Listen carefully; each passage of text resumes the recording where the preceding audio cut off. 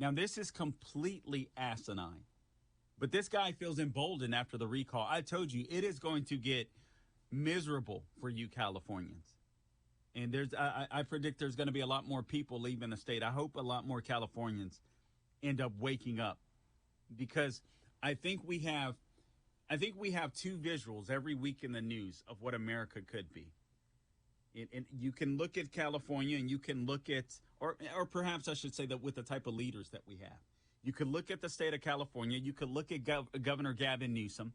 You can see what he's doing. You can see what the left wants. The left wants the rest of the United States to be California. And then you can look at what Governor Ron DeSantis does out here, and making sure that we, the people, have as much freedom as possible. More on this story.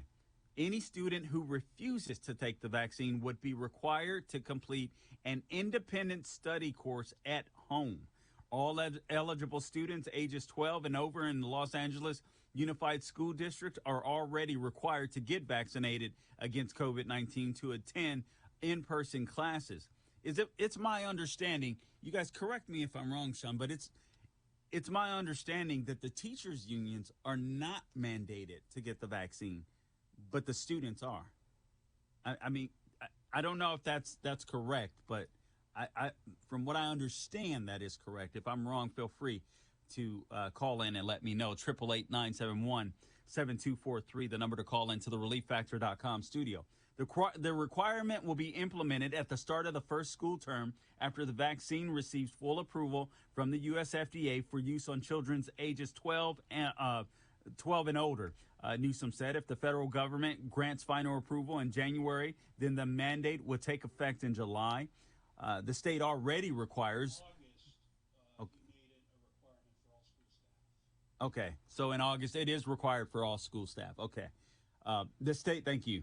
The state already requires that students are vaccinated against viruses that cause measles, mumps, and rubella. There's no reason why we wouldn't do the same for COVID-19. Yes, there is. Yes, there is. COVID-19 does not have the same death rate as a measles, mumps, or rubella. This is so insane.